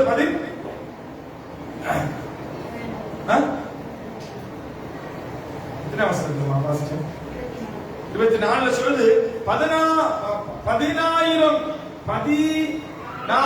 தாளந்துல ஒருத்தன் கடன் பெற்றிருக்கான். அவன் அந்த கடனை கொடுக்க முடியாது. முடியாம இருந்த பொழுது அந்த கடனை கொடுத்தவன் கூப்பிட்டு பஞ்சாயத்து பிள்ளைலாம் கொண்டு வந்து சொல்றான், நீ வந்து இந்த கடனை கட்டி தீர்க்கணும்னு சொல்லும் பொழுது அவன் காலில் விழுந்து அழுகுறான். ஐயோ இவ்வளவு பெரிய கடனை தீர்க்க முடியாது, கொஞ்சம் தாமதம் நேரம் கொடு, எப்படியாவது கடனை தீர்க்கணும்னு சொல்லும் பொழுது அந்த ராஜா என்ன செய்யறான், அவனை மன்னிச்சு விட்டுறான். இவன் மன்னிச்சு விட்டதோட அவன் வெளியே போகும் பொழுது அவன் ஒருத்தனுக்கு 100 வீதம் காசு பணம் கொடுத்திருந்தவன் அப்படியே ஊழியக்காரன் வணங்கி பொறுமையா இருந்தான், மன்னித்து விட்டான். அப்படியே அந்த ஊழியக்காரன் புறப்பட்டு போகலே தன்னிடத்திலே 100 வெள்ளி பணத்தை கடனா வாங்கிய ஒருத்தனை அவன் பார்க்கிறான். இவன் கடன் எவ்வளவு? 16,000. அதை யார் மன்னிச்சு விட்டாச்சு, நீ போகணும் விட்டாச்சு. மன்னிப்பு பெற்றுக்கொண்டு அவர் அழகா போகும் பொழுது இவர் கடன் கொடுத்த ஒருத்தரை பார்க்கிறார். இவர் எவ்வளவு கடன் கொடுத்திருக்காரு?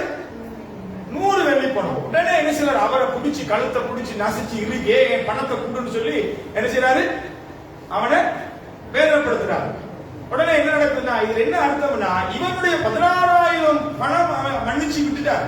ஆனா இவனுக்கு கொடுக்க வேண்டிய 100 வெள்ளி காசு என்ன செய்யல, அவனால மன்னிப்பு கொடுக்க முடியல. இன்றைக்கு ஆண்டவர் நம்முடைய திரளான பாவத்தை மன்னிச்சுட்டாரு. ஆனா நாங்க நமக்கு விரோதமா செய்யற ஒரு மனுஷனுடைய பாவத்தை நம்மளால என்ன செய்ய முடியாது, மன்னிக்க முடியாம இருக்கு. இப்படிப்பட்ட சூழ்நிலையில் நாம் ஆளுகிற பொழுது என்ன நடக்கும்னா, பாருங்க, அவன் கழுத்தை பிடிச்சி நசிச்சு அவன் கேட்கும் பொழுது அப்பொழுது அவனோட உடன் வேலைக்காரன் 29ஆம் வசனம், உடன் வேலைக்காரன் அவன் காவலிலே இருந்து என்னிடத்திலே பொறுமையா இரும், எல்லாவற்றையும் உமக்கு கொடுத்து தீர்க்க என்று அவனை வேண்டிக் கொண்டான். இவன் எப்படி அவன்கிட்ட கேட்டானோ அந்த மாதிரி இவனும் சொல்றான், ஐயோ கொஞ்சம் பொறுமையாயிரு, நான் கடன் எல்லாம் தீர்க்கணும்னு சொல்லி கேட்டான். அவனோ சம்மதியாமல் போய் அவன் பட்ட கடனை கொடுத்து தீர்க்கும்படி அவனை காவலிலே போடுவித்தான். என்ன செஞ்சா? மன்னிக்கல. என்ன செஞ்சானா? அவனை போய் காவலில் போடுறான். நடந்ததை அவனுடைய உடன் வேலையாட்கள் கண்டு மிகவும் துக்கப்பட்டு ஆண்டவரிடத்தில் வந்து நடந்ததை சொன்னார்கள். யாருக்கு சொன்னாங்களா? இவர் கடன் பட்டவர்கிட்ட போய் சொல்லியிருக்கிறாங்க. உங்களுக்கு தெரியுமா, நீங்க அவ்வளவு பெரிய கடன் அவனை மன்னிச்சு விட்டீங்க, இவன் என்ன பண்ணா தெரியுமா, அவன் கொடுக்க வேண்டிய அவனுக்கு ஒரு 100 ரூபாய் கடனை கேட்டு அவன் தொண்டையை பிடிச்சி நசிச்சு அவனுக்கு விரோதமா அவன் செயல்பட்டு அவனோட காவலில் போட்டான்னு சொல்லி யாருக்கு போய் சொன்னாங்களா? அந்த ராஜாவிடத்துல போய் அறிவிச்சாங்களாம். அப்பொழுது அவனுடைய ஆண்டவர் அவனை அழைப்பி திரும்ப கூப்பிடுறாரு, கொள்ளாத ஊழியக்காரனே, நீ என்னை வேண்டிக் கொண்டபடினாலே அந்த கடனை முழுவதையும் என்ன செய்ய நான் உனக்கு மன்னித்து விட்டேனே, நான் உனக்கு இறங்கினது போல நீயும் உடன் வேலைக்காரனுக்கு இறங்க வேண்டாமோ என்று சொல்லி அவனுடைய ஆண்டவன் கோபம் அடைந்து அவன் பட்ட கடனை எல்லாம் தனக்கு கொடுத்து தீர்க்கும் அளவும் உபத்திரவங்களே அவனை ஒப்புக் கொடுத்தார். நீங்களும் அவனவன் தன் சகோதரன் செய்த தப்பிதங்களை மனப்பூர்வமாய் மன்னியாமல் போனால் என் பரமபிதா உங்களுக்கும் இப்படியே செய்வார். அல்லேலூயா. ஆண்டவர் நம்முடைய பாவத்தை மன்னிச்சாரு, நம்ம இறக்கம் கொடுத்தாரு, கிருபை பாராட்டினார், ரட்சிப்பு கொடுத்தாருன்னு சொல்லி நம்ம சொல்றோம். ஆனா நமக்கு விரோதமா செய்த மனுஷனுடைய பாவத்தை நாங்க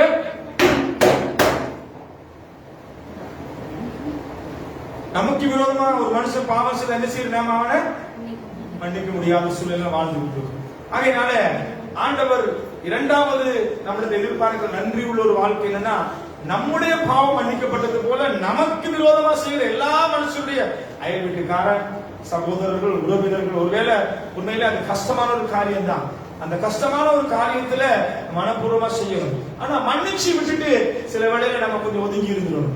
சில வேளையில சொல்லுவாங்களா, தமிழ் ஒரு பழம், நாய் வாழ என்ன செய்ய முடியாது, நிறுத்த முடியாது, இழுத்து விட்டா என்ன செய்யுமா, பழையபடி சுருடுதான் போய் நிற்கும். அதனால சில ஆட்களை திருத்த முடியாது. நம்ம ஒரு தரம் 2 தரம் 3 தரம் மன்னிச்சு விடுறோம். ஆனா அந்த நாய் வாழ என்ன செய்யுது, அது பழையபடி நமக்கு விரோதமா கூட்டம் கூடுது, பழையபடி நம்மளை கண்டா கொலைக்குது. நம்மளாம் சோறு போட்டு வளர்க்கிறோம், ரோட்ல போனா என்ன செய்யுது, நம்மளதான் விரட்டிக்கிட்டு வரும். ஆனா அப்படியான இதுல பார்க்கும் பொழுது நம்ம கொஞ்சம் ஜாக்கிரதையா இருக்கணும், கொஞ்சம் ஒதுங்கி இருந்தா ஓகே. மனப்பூர்வம் மன்னிச்சு விட்டுறணும். அப்புறமா என்ன செய்யணும், அது அதோட உறவுகளை கொஞ்சம் ஒதுக்கி வச்சுட்டு அமைதியா நம்ம இருந்துடணும். அதனால ஆண்டவர் இரண்டாவது சொல்றாரு, நம்முடைய மகத்தான ரட்சிப்புக்கு நன்றி செலுத்தணும். எது தேவன் நம்ம கொடுத்த நம்முடைய பாவ மன்னிப்புக்கு தேவன் நன்றி செலுத்தணும். நாம இந்த நாளை பார்க்கிறோம். மூன்றாவது பார்க்கிறோம், நம்முடைய மகத்தான ரட்சிப்புக்கு நன்றி செலுத்தணும். முதலாவது நம்ம என்ன பார்த்தோம், தேவன் கொடுத்த தயவு ஈவுக்காக நன்றி சொல்றோம். இரண்டாவது தேவன் நம்முடைய பாவத்தெல்லாம் மன்னிச்சதுக்காக நன்றி செலுத்தணும். எப்படி செயல்ல நன்றி செலுத்துறது? எப்படி செயல்ல கிரியையில நன்றி செலுத்துறது? அவர் எங்களை மன்னிச்சதுல நாங்க மற்றவங்களை மன்னிக்கணும். நாம சொல்றோம், ஆண்டவரே நீங்க என் பாவத்தை மன்னிச்சிட்டீங்க, அக்கிரமத்தை மன்னிச்சிட்டீங்க, மீறலை மன்னிச்சிட்டீங்க, நன்றி நன்றின்னு சொல்றோம். இன்னொருத்தர் நமக்கு சில பாவத்தை நம்ம மன்னிக்க முடியாது. ஆண்டவர் சொல்றாரு, நீ இங்க வந்து சொல்ற அந்த மன்னிப்புல இங்க வேலையே கிடையாது. அந்த மன்னிப்பு கேட்கறதுனால என்ன, நான் பிரியப்படுறவன் அல்ல, நீ இதை சேரல கிரியைகளை செய்து காண்பிக்கணும் என்று சொல்லி ஆண்டவர் இதனாலே விரும்புகிறார். மூன்றாவது, நம்முடைய மகத்தான விலை மதிக்க முடியாத இந்த ரட்சிப்புக்காக, நாம் பெற்ற இந்த ரட்சிப்புக்காக நாம் என்ன செய்வோம்? தேவனுக்கு நன்றி செலுத்த வேண்டும். அதுக்கு நம்ம சொல்லத்தான் செய்யணும். ஆண்டவரே என்ன ரட்சித்தீங்க, ரட்சித்தீங்க, நன்றி நன்றி நன்றி. பாடல் வரியா பாடுறோம், வாய் வார்த்தையால சொல்றாங்க. ஆண்டவர் சொல்றாரு, நீ சொல்ற அந்த வாய் வார்த்தையெல்லாம் சரி வராது, நீ பாடுற பாட்டெல்லாம் சரி வராது. ஆனா நீ என்னிடத்துல ரட்சிக்கப்பட்ட அந்த ரட்சிப்புக்கு நீ நன்றி செலுத்த வேண்டுமா இருந்தா செயல்ல நன்றி செலுத்தணுமா, கிரியைகள்ல நன்றி செலுத்தணுமா? எப்படி நம்ம அடைஞ்சு கொண்ட ரட்சிப்புக்கு செயல்ல கிரியைகள்ல நன்றி செலுத்துது? எப்படி செலுத்த முடியும்? எப்படி செலுத்த முடியும்? எப்படி செலுத்த முடியும்? நாம் பெற்ற ரட்சிப்பை மற்றவர்களுக்கு அறிவிக்கணுமா? என்னவா? நம்ம இன்னைக்கு நம்ம ரட்சிக்கப்பட்டுட்டோம், நம்ம என்ன செய்ய மாட்டோம்? மற்றவங்களை குறிச்சு கவலையே இல்லை. கணவனை குறிச்சோ, மனைவியை குறிச்சோ, அடுத்த வீட்டுக்காரனை குறிச்சோ, சகோதரனை குறிச்சோ, அண்ணனை குறிச்சோ, தம்பியை குறிச்சோ நமக்கு என்ன இல்ல, கவலையே இல்ல. நம்ம என்ன செய்யறோம்? சுயநலமான ஒரு வாழ்க்கை, சுயநலமான ரட்சிப்புல இருக்கிறோம். நாங்க அழிஞ்சு போற ஆத்மாக்களை குறிச்சு நம்முடைய தெருக்கள்ல, நம்முடைய வீடுகள்ல, நம்ம சுத்தி இருக்க கிராமத்துல, நம்முடைய தேசத்துல எத்தனையோ வாலிபர்கள், எத்தனையோ குடும்பங்கள் குடி பழக்கத்துக்கு அடிமைப்பட்டு, பலவிதமான போதை பொருளுக்கு அடிமைப்பட்டு, பலவிதமான பாவத்துல வாழ்ந்துகிட்டு இருக்கிற பக்கத்து வீட்டுல இருக்கிற குடும்பம், சொந்த உறவு, அண்ணன் தம்பி அக்கா, இந்த மாதிரி நண்பர்கள், வேலை செய்யற இடத்துல எத்தனையோ பேர் இப்படி இருக்கிற பொழுது நானும் நீங்களும் பெற்றுக்கொண்ட இந்த ரட்சிப்பை நாம் என்ன செய்யறோம்? சுயநலமா நம்ம வச்சுக்கிட்டு இருக்கிறோம். தேவன் அதை பிரியப்படுகிறவர் அல்ல. நீ ரட்சிக்கப்பட்டிருக்க, தேவனே நீ கொடுத்த ரட்சிப்புக்காக நன்றி என்று சொல்லி ஆண்டவர் சொல்லும் பொழுது ஆண்டவர் அப்படியே அங்கான திரும்பி பார்த்து போயிடுவார். ஆண்டவர் எதிர்பார்க்கிறது என்னன்னா, உனக்கு கொடுத்த ரட்சிப்ப நீ அது அப்படியே கிரியைகளுக்குள்ள நடைமுறைக்குள்ள கொண்டு வந்து நீ செய்கிற பொழுது அது தேவனுக்கு நம்ம செய்யற என்னதான் இருக்குது? நன்றியா இருக்கிறது. ஆகையினால நாம் வாசிப்போம், யோவான் எழுதின சுவிசேஷம் 3வது அதிகாரம் 36ஆம் வசனத்தை வாசிக்க கேட்போம்.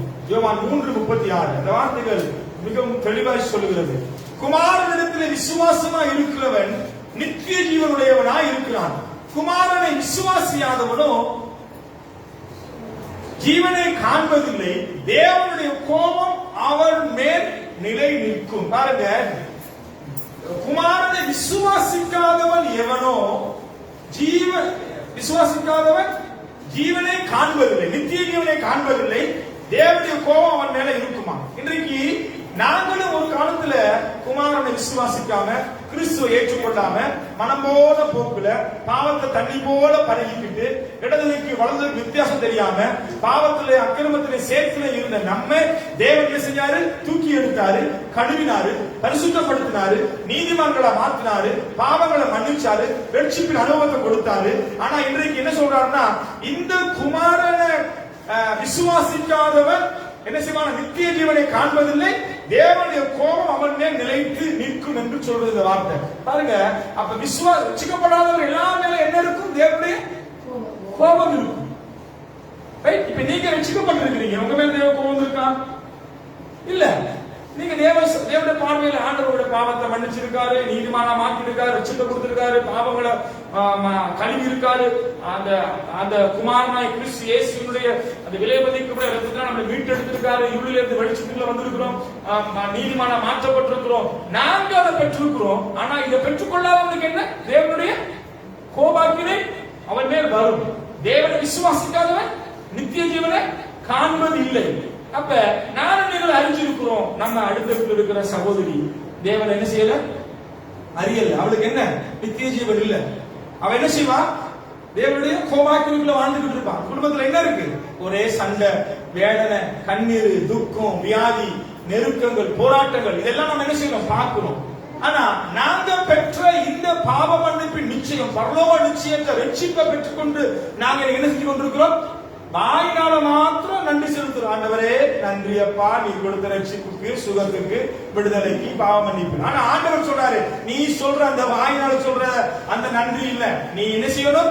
பெற்ற ரட்சிப்பை நடைமுறையில செயல்ல கொண்டு வந்து நீ அதை செய்கிற பொழுது நீ அடைந்த விடுதலை, நீ அடைந்த சுகம், நீ அடைந்த ரட்சிப்பு, பாவமன்னிப்பு நிச்சயம், பரலோக நிச்சயம், சமாதானம், சுகம், விடுதலைய மற்றவர்களுக்கு நீ சொல்லுகிற பொழுது நீ தேவனை உன்னுடைய செயல்களினால அவர் உனக்கு கொடுத்த ரட்சிப்பை என்ன செய்யற? மகிமைப்படுத்துகிற. ஆனா இன்றைக்கு நான் எப்படி வாழ்ந்து கொண்டிருக்கிறோம்? எப்படி வாழ்ந்துட்டு இருக்கிறோம்? உங்களுக்கு தெரியுமா? நாகமான் என்ற ஒரு மனுஷர் தான், அவனுக்கு குஷ்டரோகம் பிடிச்சிருந்துச்சு. பெரிய ராஜா, பெரிய ஒரு தேசத்துக்கு நாட்டுக்கு ராஜாவா இருந்தான். குஷ்டரோகம் பிடிச்சிருச்சு. அவனை சுகமாகும்படியாக அங்க சந்திக்கும் பொழுது அவனுக்கு கொடுக்கப்பட்ட ட்ரீட்மெண்ட் என்னன்னா, ஒரு குளத்தை காட்டுறாரு. குளத்துல போய் 7 நாளைக்கு நீ அதுல போய் என்ன செய்யணும்? குளிக்கணும். அந்த குளம் நம்மளுடைய நம்ம பகுதியில் இருக்கிற இந்த மாதிரி ரொம்ப ஊத்த, ரொம்ப நாற்றம் எடுத்த நாற்ற குளம். இந்த ராஜா எதிர்பார்த்துட்டு போனாரு. போனோடனே அவர் சொல்லுவாரு, கையை தொட்டு குஷ்டரோகம் நீங்கிருச்சு போச்சு சொல்லுவாரு. எதிர்பார்த்து வந்தார். ஆனா அவருக்கு கிடைச்ச ட்ரீட்மெண்ட் என்னன்னா, நீ போய் இந்த மாதிரி இந்த குளத்துல 7 நாளைக்கு குளிக்கணும். உடனே அவன் என்ன செஞ்சான்? அது கீழ்படி 7 நாள் போய் என்ன செஞ்சான்? குளிச்சா, சுகமாயிடுச்சு. ரைட்? இன்னைக்கு தேவ சமூகத்துல நீ வரும் பொழுது எப்படி வர? உடம்பெல்லாம் குஷ்டரோகம், உடம்பெல்லாம் சரீரம் முழுக்க என்ன வியாதி, அந்த அருவருப்பான வியாதிகளோட நம்ம வர்றோம். தேவன் நமக்கு சுகம் கொடுக்கிறாரு. ஆனா சுகத்தை பெற்றுக்கொண்ட நான் நீங்களும் என்ன செய்யறோம்? தேவனுக்கு சாட்சி சொல்ல மறுக்கிறோம். பாருங்க, உடம்பெல்லாம் குஷ்டரோகம் இருக்கும் பொழுது நமக்கு வெட்கம் இல்லை.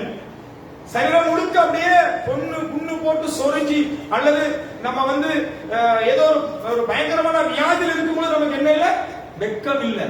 சுகத்தை பெற்றுக்கொண்டு சாட்சி சொல்றதுக்கு நமக்கு வெட்கம். எதுக்கு வெட்கம்?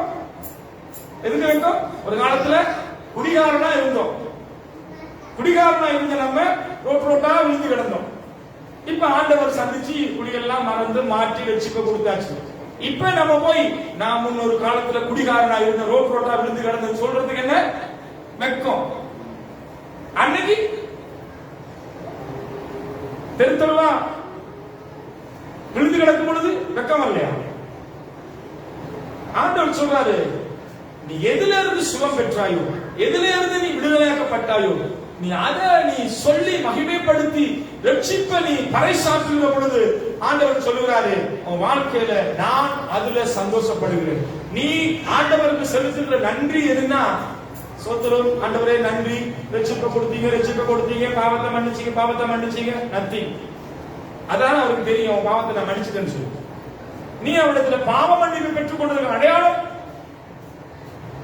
நீ அடைஞ்ச விடுதலை, நீ பெற்றுக்கொண்ட சுகம், நீ பெற்றுக்கொண்ட ரட்சிப்பு. இந்த அனுபவத்தை மற்றவங்களோட போய் பகிர்ந்து கொள்ளணும், சாட்சியை போய் சொல்லணும். ஒரு காலத்துல நான் இப்படி இருந்தேன், தேவனை தொட்டான், அவருடைய கிருபையினாலே நான் வாழ்ந்துகிட்டு இருக்கிறேன். அந்த இரக்கமுள்ள அன்பான தேவனிடத்தில் வாழ்ந்து போய் சொல்லி ரட்சிப்ப கர்த்தருடைய சமூகத்தில் அவனை கூட்டிக் கொண்டு வருகிறது தான் நீ தேவனுக்கு செலுத்துகிற செயல்களினாலே செலுத்துகிற நன்றி பலி. தேவன் அதுலதான் பிரியமா இருக்கிறார். நாம் என்ன செய்யறோம்? மறுதளிக்கிறோம். ரட்சிப்பை குறித்து சொல்றதே இல்லை, பெருமையா பேசுவோம். சர்ச்சுக்கு போறதுக்கு போத அப்படி இருந்தேன் இப்படி இருந்தேன், இப்ப என்ன இருக்கு? எல்லாமே இருக்கு. உன் பெருமைக்கு தேவன் பிரியப்படுகிறவர் அல்ல. ஆண்டவருக்கு முன்பதாக நம்மை தாழ்த்த வேண்டும், போய் ரட்சிப்பை சொல்ல வேண்டும். நம்ம பார்க்கிற ஜனங்கள், பார்க்கிற குடும்பங்கள், அடுத்த வீடு சொந்தக்காரங்க, அண்ணன் தம்பி ரட்சிக்கப்படாதவர்களுக்கு மேல என்ன வருமா? தேவனுடைய கோபாக்கினை வரும். அவர்கள் அதிலிருந்து தப்புவிக்க வேண்டும். அதற்காக தான் தேவன் உன்னை தெரிந்து கொண்டார், உன்னை ரட்சித்தார், உன்னை அழைத்தார். நம்முடைய வாழ்க்கையில அதை குறித்த அக்கறையே இல்லாதவர்களா நாம கிறிஸ்தவர்களா வாழ்ந்து கொண்டிருக்கிறோம். இப்படிப்பட்ட கிறிஸ்தவ வாழ்க்கை தேவன் பிரியப்படுற ஒரு வாழ்க்கை கிடையாது. நான்காவதாக நாம் பார்க்கிறோம், அவர் கொடுத்த ஐஸ்வர்யத்திற்கு நன்றி உள்ளவராக இருக்க வேண்டும். இப்ப சகோதரி அருமையான ஒரு சாட்சியை சொன்னாங்க. என் கணவர் 28 நாள் என்னல்ல வேலை இல்ல, பணமே கையில் இருக்கல, ஆனாலும் கூட கர்த்தர்களை போஷித்தார். ஏதோ ஒரு விதத்தில் ஒரு மனுஷனுக்கு கூட தயவு பாராட்டினார், ஆண்டவர் கிருபை பாராட்டினார். இன்றைக்கு எந்த வேலையை காத்திருந்தால் அந்த வேலையை திரும்பவும் ஆண்டவர் கொடுத்தார். இழந்து போன திரும்ப தேவன் கொடுத்திருக்கிறார். அந்த வேலைக்கு இப்ப என் கணவனா போறாரு. என் வாழ்க்கையில ஆண்டவர் என் தேவைகளெல்லாம் சந்திக்கணும்னு சொல்லி சகோதரி சாட்சி கொடுத்தாங்க. இங்க அநேகர் இருக்கிறீங்க.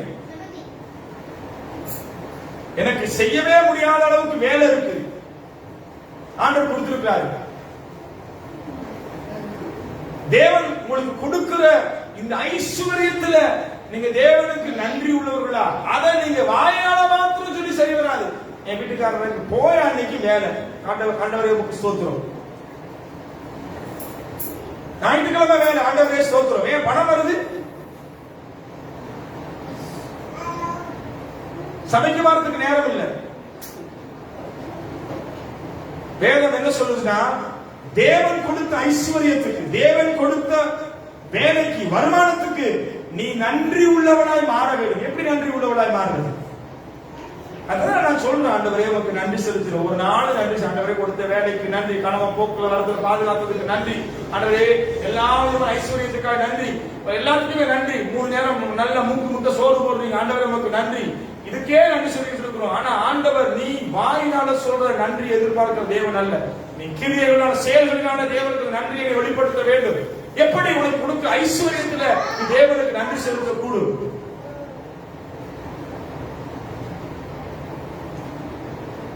எப்படி?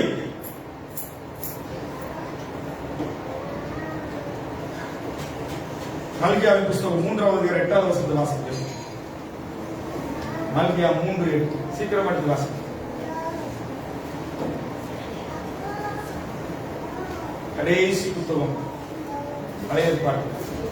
மனுஷன் தேவனை வஞ்சிக்கலாமா? நீங்களோ என்னை வஞ்சிக்கிறீர்கள்.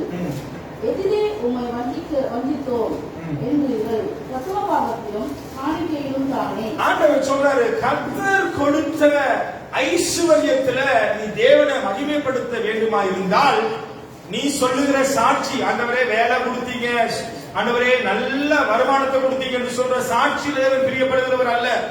11வது வசனத்தை வாசிப்போம்.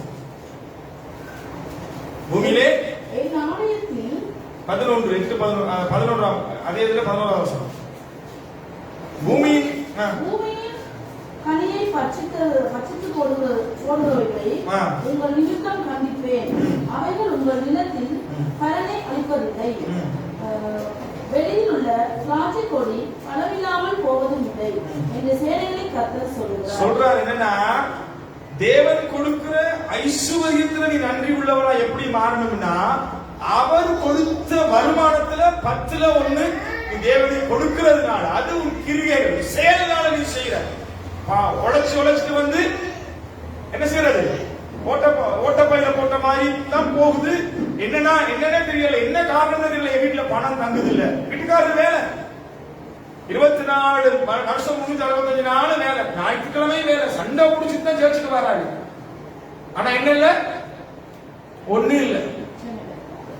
இந்த வேதம் என்ன சொல்லுதுன்னா, நீ தேவன் உனக்கு கொடுத்த ஐஸ்வர்யத்திலே நீ தேவனுக்கு நன்றி உள்ளவனாய் நீ மாறணுமா இருந்தா, எப்படி பணத்துல நான் தேவனை கனப்படுத்துவது உனக்கு தெரியாட்டி, வேதம் சொல்லுகிறது அழகா. பழைய ஏற்பாட்டுல தான் 10ல் 1 பங்கு, புதிய ஏற்பாட்டுல அது அளவே கிடையாது. நீ எந்த அளவுக்கு அளக்கு அந்த அளவுக்கு அளக்கப்படும். நீ கொஞ்சம் அளந்தாலும் கொஞ்சம் அளக்கப்படும்.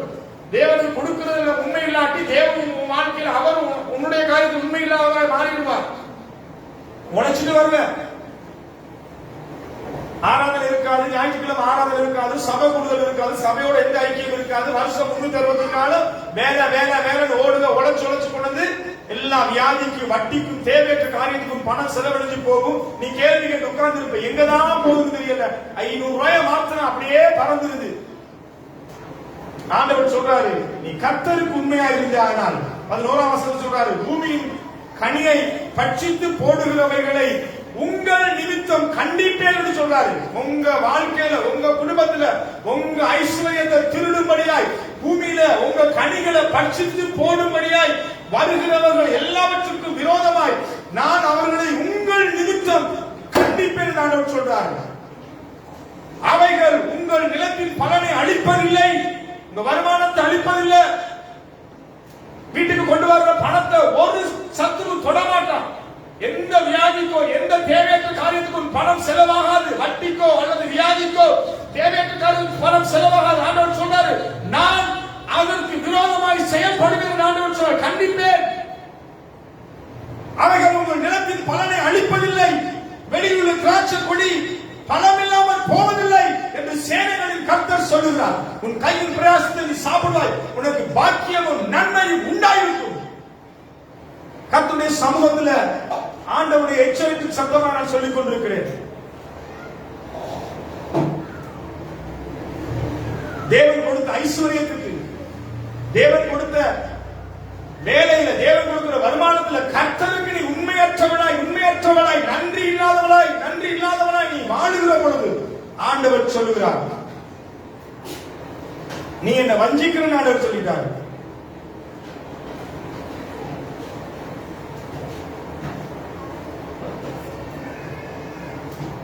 ஆண்டவர் பிரியப்படுகிற ஒரு வாழ்க்கை, உனக்கு கிடைக்கிற ஐஸ்வர்யத்துல, வருமானத்துல எப்படி தேவனுக்கு நன்றி உள்ளவளாய் மாற வேண்டும். நீ சொல்லுகிற நன்றி கிடையாது, இங்க வந்து சொல்லுகிற சாட்சி கிடையாது. வேலை கிடைச்சிச்சு, சுகம் கிடைச்சிச்சு, வருமானம் கிடைச்சிச்சு, அது கிடையாது. தேவன் அதை பார்க்கிறவர் அல்ல. செயல்களில, கிரியைகளினால ஏழைக்கு இறங்குறவர் கர்த்தருக்கு கடனாளி. சபையில தேடி பாரு, யாரு சபையில கஷ்டப்படுறாங்க, யாருக்கு உதவி செய்ய வேண்டும் தேடி பார்த்து சபையில் இருக்கிறவர்களுக்கு உதவி செய்கிறதும், சபையை தாங்குறதும், சபையோட தேவைகளை பூர்த்தி செய்யறதும், ஊழியக்காரர்களுக்கு இருக்கிற தேவைகளை தேடி பார்த்து அவனுக்கு உதவி செய்கிறதும், இதுதான் தேவன் எதிர்பார்க்கிற செயல்களினால நீ செய்கிற நன்றியை காணப்படுகிறது. ஆகையினாலே இந்த நாடுல தேவன் நம்மளுக்கு எதிர்பார்க்கிற ஒரு நன்றி உள்ள ஒரு ஜீவியம், நன்றி அறிதலுள்ள ஒரு வாழ்க்கை நாம் வாழ வேண்டும். 4 காரியத்தை குறித்து நான் உங்களோடு கூட பேசுகிறேன். முதலாவது காரியம், எதற்காக நன்றி உள்ளவர்களே வாழ வேண்டும்? அவர் கொடுத்த தயவு. நாங்கள் நிக்கிறதுக்கு தேவன் கொடுத்த அவருடைய கிருபை, அந்த ஈவுக்கு, உயிரோட தேவன் வைத்திருக்கிறதுக்காக, ஜீவனோட வைத்திருக்கிறதுக்காக முதலாவது நாம நன்றி செலுத்தணும். இரண்டாவது, என் பாவத்தெல்லாம் மன்னிச்சாரே, அக்கிரமெல்லாம் மன்னிச்சாரே, பாவியான என்னை தேடி வந்தாரே, என் பாவத்தை மன்னித்ததற்காக நான் மற்றவருடைய பாவத்தை மன்னிக்கிற சுபாவம் உள்ளவனாய் வாழ்ந்து தேவனுக்கு நன்றி உள்ளவனாய் மாற வேண்டும். மூன்றாவது, அவர் கொடுத்த விலை மதிக்க முடியாத ரட்சிப்பு. அந்த ரட்சிப்பை பெற்று சீரளமா வாழ்ந்துகிட்டு இருக்கிற நம்ம பார்த்தாலும் சொல்றாரு, கிரிகை சேர்ந்தத காணட்டும் உன்னுடைய நன்றி. நீ அடைந்த ரட்சிப்பு, பாவமன்னிப்பு நிச்சயத்தை மற்றவர்களை பகிர்ந்து கொள்கிறாயா? மற்றவர்களுக்கு முன்மாதிரியா நிற்கிறாயா? மற்றவர்களுக்கு ஆண்டவரை குறித்து பேசுகிறாயா? இதுதான் நீ தேவனுக்கு செலுத்துகிற நன்றி, செயலிலே செய்கிற நன்றியாய் காணப்படுகிறது. நான்காவது, அவர் கொடுத்த ஐஸ்வர்யத்தில்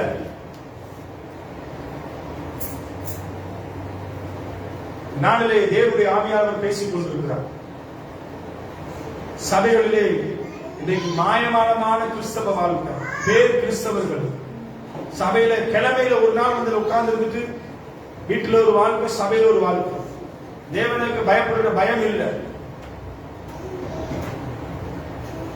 வீட்டிலையும் சாட்சி இல்லை, குடும்பத்திலையும் சாட்சி இல்லை, சபையிலையும் சாட்சி இல்லை. தேவனுக்கு பயப்படுற பயம் இல்லை, நீதி இல்லை. வாழ்க்கையில ஆண்டவர் கண்ணியையும் பாடுகளையும் வேதனையையும் வரப்பண்ணுவார் என்று சொல்லி வேதம் நமக்கு சொல்லுகிறது. உண்மை உள்ளவன் பரிபூர்ண நன்மையை பெறுவான். தேவனால் கொடுக்கப்படுகிற ஐஸ்வர்யத்தில் என்ன இல்ல? வேதனை இல்ல. தேவன் கொடுக்கிற ஐஸ்வர்யத்துல தான் வேதனை இல்ல.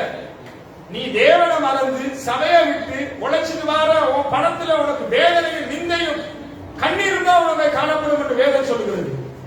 தேவனை மறந்து நம்ம வேலை செய்யறோம், சம்பாதிக்கிறோம், பணத்தை சம்பாதிக்கிறோம். தேவன் கொடுக்கிற ஐஸ்வர்யத்துல சமாதானம் இருக்கு, சுகம் இருக்கு, மகிழ்ச்சி இருக்கு, மனமகிழ்ச்சி இருக்கு. தேவனை விட்டு சம்பாதிக்கிற சம்பாத்தியத்துல வேதனையும் கண்ணீரும் துக்கமும் சஞ்சலமும் தான் காணப்படும் என்று வேதம் சொல்லுகிறது. ஆகையினால தேவனை மறந்து வாழுகிற குடும்பமே, சகோதரியே, சகோதரனே, தேவனுக்கு கொடுத்த பெரிய ஈவு, உயிரோட நான் வச்சிருக்கிறது, காத்து வச்சிருக்கிறது, அது பெரிய பாக்கியம். உனக்கு கொடுத்த ரட்சிப்பு, பாவனுக்கு நிச்சயம் அது பெரிய பாக்கியம். உன்னை இத்தனை உபத்திரவ காலத்திலும் உன்னை போஷிச்சாரு, நடத்தினாரே, கையில் பிரயாசத்தை ஆசீர்வதிச்சாரே. எத்தனையோ குடும்பங்களுக்கு வேலை இல்ல, காரியங்கள் இப்படியா இருக்கிறது. தேவன் உன்னை ஒவ்வொரு நாளும் நாள்தோறும் உன்னை போஷித்து நடத்தினாரே. வாழ்க்கையில தேவனுக்கு எப்படி நன்றி உள்ளவளாய் நீங்க வாழ்ந்து கொண்டிருக்கீங்க? திரும்பமா சொல்றேன், நீங்க வாயினால சொல்ற அந்த மாயமான நன்றியில தேவன் பிரியமா இருக்கிறவர் அல்ல. செயல்களில் தேவனுக்கு நன்றி உள்ளவர்கள் மாற வேண்டும், கிரியைகள் நீங்கள் மாற வேண்டும். தேவன் எதிர்பார்க்கிற நன்றி உள்ள ஒரு ஜீவியம், தேவன் எதிர்பார்க்கிற நன்றி உள்ள ஒரு வாழ்க்கை, அதுதான் என்று நாளில் உங்களுக்கு நான் சொல்ல விரும்புகிறேன்.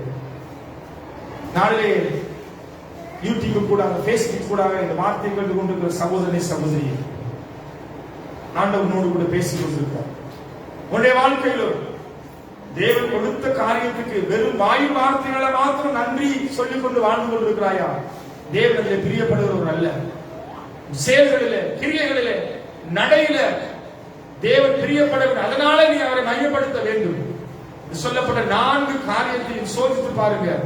உங்க வாழ்க்கையில தேவன் செழிப்பையும் சுகத்தையும் சமாதானத்தையும் கட்டளையிடுவார். கண்களை மூடி ஆண்டவர் சமூகத்திலே ஒப்புக் கொடுப்போம். நல்ல ஆண்டவரே, பேசுகிற வார்த்தைகளுக்காய் ஸ்தோத்திரம். ஆண்டவரே, நன்றி அறிவுள்ளவளை எங்களை மாற்றுங்க சாமி. எல்லா பாவங்களை மன்னிங்க, மீறுதல் எல்லாம் மன்னிங்க, உங்களை வேதனைப்படுத்த நேரம், துக்கப்படுத்த நேரம் எல்லாம் மன்னிங்க. கர்த்தர் கொடுத்த இந்த மாபெரும் பாக்கியத்துக்கு நன்றி உள்ளவர்களாய் மாறக்கூடிய கிருபையை கொடுங்க. சபையில சாட்சி சொல்லட்டும், தேவன் செய்த காரியங்களை மகிமைப்படுத்தட்டும். ஆண்டவரே, அழிந்து போற ஆத்மாக்களை குறித்த பாரத்தை உண்டு பண்ணுங்க. தேவன் எதிர்பார்க்கிற அந்த நன்றி உள்ள வாழ்க்கை அது செயல்ல, கிரியைகள காணப்படட்டும். வெறும் வாய் வார்த்தைகள் இல்லாதபடிக்கு ஆண்டவரே, இந்த வார்த்தையை கேட்டு தீர்மானம் எடுத்த ஒவ்வொருவரையும் கர்த்தர் ஆசீர்வதிக்க வேண்டும் சொல்லி இதோ உங்களுடைய கரத்துல ஒப்புக் கொடுக்கிறோம். தகப்பனே, இந்த வார்த்தைக்கு ஆசீர்வதித்து கொடுத்ததுக்காக நன்றி சொல்லுகிறோம். உங்க நாம மாத்திரம் உயரட்டும். எங்களை தரை மட்டும் தாழ்த்தி உங்களை உயர்த்தி மகிமைக்கு, கனத்துக்கு, துதிக்கு பாத்திரராய் இருக்கிற எங்கள் அருமை ஆண்டவர் இரட்சகர் மீட்பருமாய் இருக்கிற கர்த்தராகிய இயேசு கிறிஸ்துவின் நாமத்துக்கு ஒப்புக் கொடுத்து ஜெபிக்கிறோம் ஜீவனுள்ள நல்ல பிதாவே. ஆமென், ஆமென். God bless you. கர்த்தர் உங்களை ஆசீர்வதிப்பாராக. இந்த செய்தியை கேட்கிற நீங்க ஆசீர்வாதங்களை பெற்றுக் கொள்வீர்களானால், உங்களுக்கு ஆசீர்வாதமா இருந்தா கமெண்ட் பாக்ஸ்ல நீங்க எழுதுங்க. பெற்றுக்கொண்ட நன்மைகளை குறித்து எழுதுங்க, தெரியப்படுத்துங்க. ஜெப விண்ணப்பங்களை தெரியப்படுத்துங்க. உங்களுக்காக ஜெபிக்க நாங்கள் காத்திருக்கிறோம். God bless you. கர்த்தர் நல்லவர். ஆமென்.